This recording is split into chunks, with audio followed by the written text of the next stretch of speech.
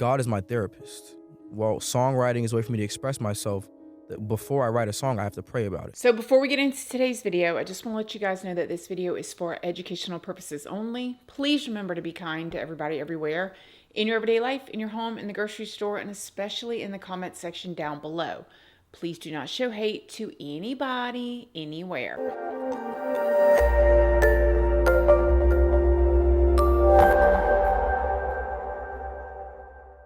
So good morning, good morning, good morning. How is everybody doing today? I hope you all are having an amazing day.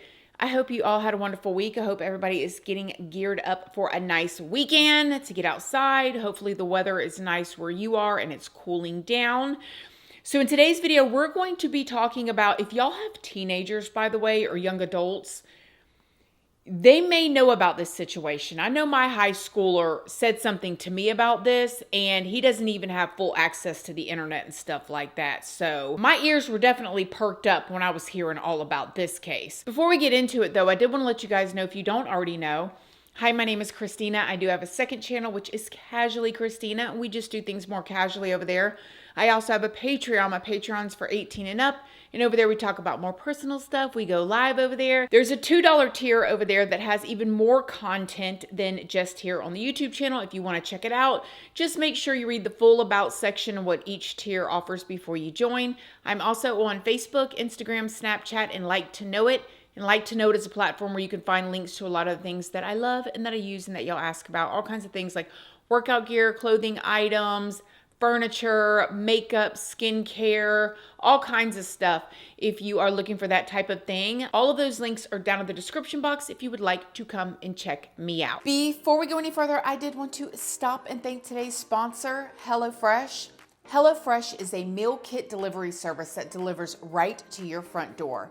And HelloFresh is America's #1 choice for home cooking, and they just doubled their menu size, and they're offering over 100 recipes every single week.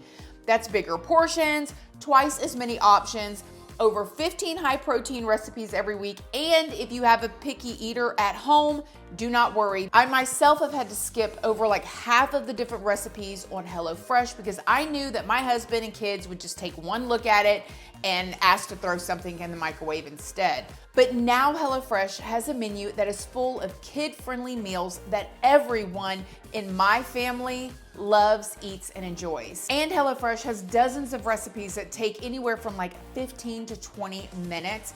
And they do have pre-made meals, and you need to hit the easy button. So what are you waiting for? Take advantage of the new HelloFresh by using my code ChristinaRandallFM at HelloFresh.com for 10 free meals plus free breakfast for life. Yes, that's one free meal per box with active subscription. Free meals applied as a discount on your first box for new and returning subscribers, and it does vary by plan. Just go to HelloFresh.com, use my code ChristinaRandallFM, and you can save today. Thanks again, HelloFresh. Okay, so let me tell y'all about David. David, whose real name is David Anthony Burke, was born on March 28th of 2005 in Queens, New York City, but his family later ended up moving to Houston, Texas. Now, growing up, David had a pretty normal childhood, or growing up as he would describe. However, after the 7th grade, this is when he began to homeschool.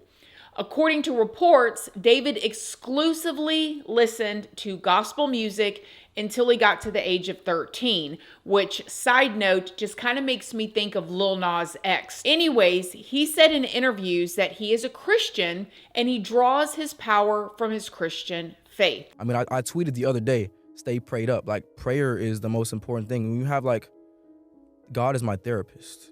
Well, songwriting is a way for me to express myself.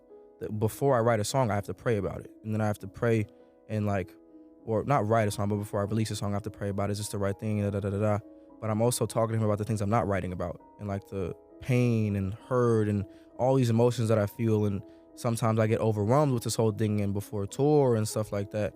And how do I approach this the right way? How do I handle a situation properly? And how do I go about this and that? And I always talk to God before I do it. Am I doing this right way? Am I doing this right way? And then I come back okay, have that mental clarity. It's such a relieving process to be able to pray and talk to God and hear his voice and be able to understand situations and comprehend life in such a multi-dimensional way, because there's so many different people that I come in contact with so many different personalities, and you have to kind of accommodate that, And I don't want to come off as mean or rude to anybody. I always try to keep a very peaceful aura and just, approach everybody with peace and love. But after hearing like this little pump song, David started listening to more non-gospel music like Extension, I think is how you pronounce his name, and Members Only. Then he ended up stumbling across indie music, which he absolutely came to love. Fast forward to 2021. David started making music himself, and it all started with making like gaming montages of the video game Fortnite. Allegedly, he was doing this to avoid getting copyrighted, so he decided to make his own music, which is pretty smart, right? He released his music on SoundCloud. This included songs like You and I, Take Me to the Sun, and Run Away. Then in July of 2022, David released his single Romantic Homicide. This song ended up going completely viral on TikTok. In the back of my mind, you died. That song actually charted number 3 on the Hot Alternative Songs charts, and it appeared on the US Billboard chart, like the top 100. So it ended up being a really big deal. So what inspired the hook, In the Back of My Mind You Died, is kind of like the storytelling aspect of the lyrics that came before it, in a way that it builds up to the big moment where she died in the back of my mind. Like, I didn't kill her physically, but in the back of my mind, she died. And I didn't even cry, not a single tear. It's really more of a figurative I killed you, especially in the back of my mind. I try to stress that in the back of my mind. That's why I say it so loud. In the back of my mind, you died. In the back of my mind, I killed you. Because of all of this success of the song, David got signed with a record label in September of 2022. Now, after he got signed, David released his first song on streaming services called Here With Me. This song also did really well on TikTok, and it went right on the charts too. So then in May of 2023, David ended up releasing his EP, Petals to Thorns. And then later in September, he released another EP called The Lost Petals.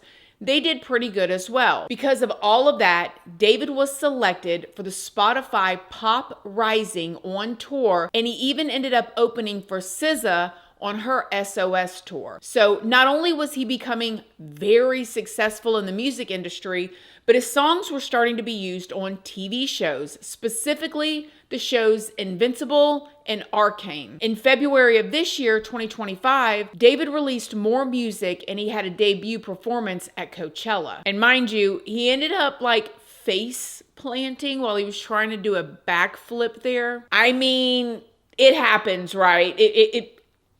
It happens. Anyways, then in August of this year, 2025, this is when David finally kicked off his first world tour.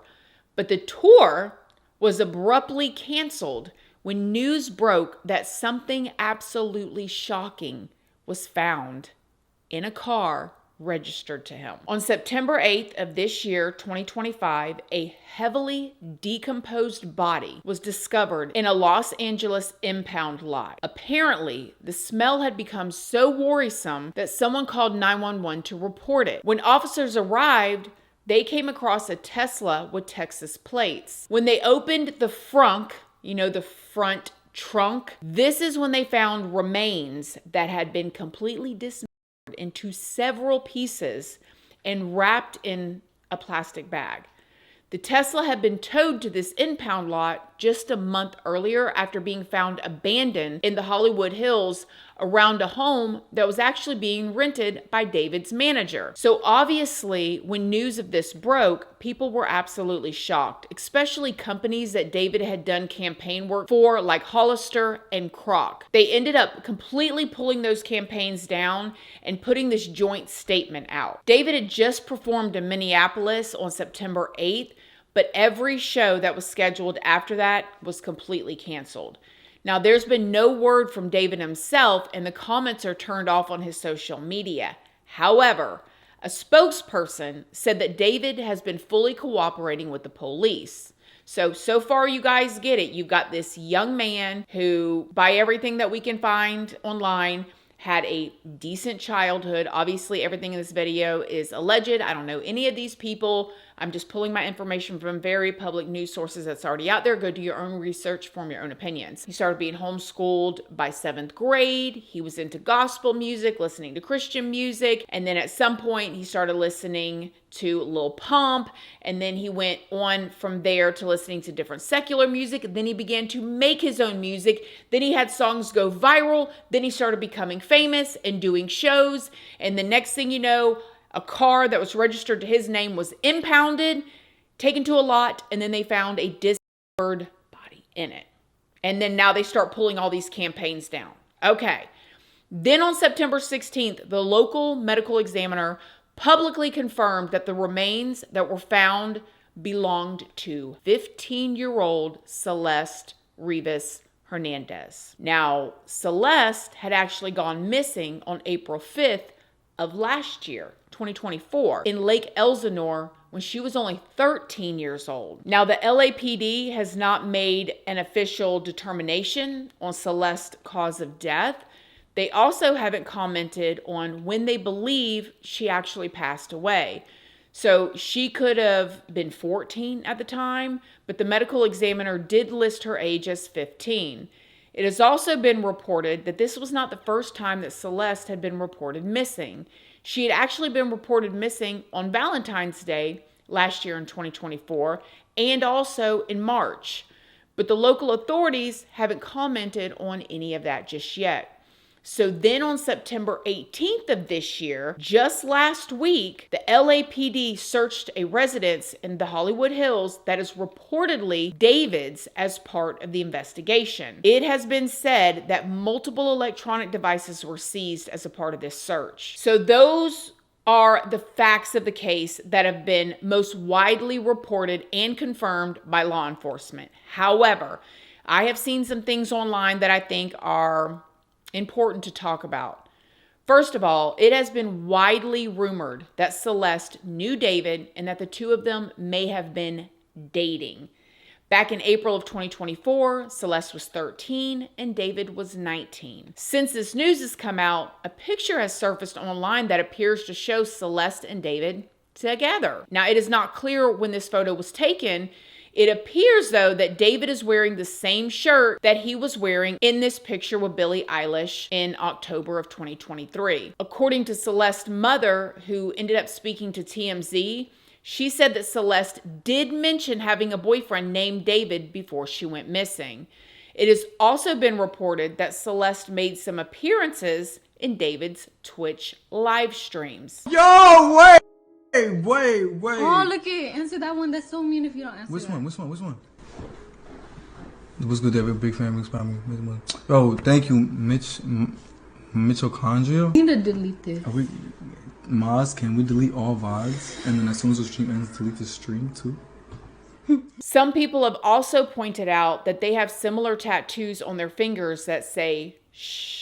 Also, it has come out that a song called Celeste Demo was leaked back in October of 2023. Now, in this leaked song, the lyrics say, "Oh, Celeste, the girl with my name tattooed on her chest. I hear her voice each time I take a breath.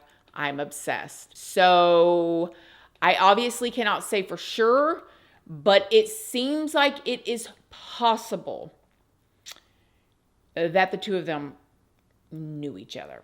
And there's also this video of one of Celeste's old teachers talking about her case. That's her in my classroom in front of this poster right here.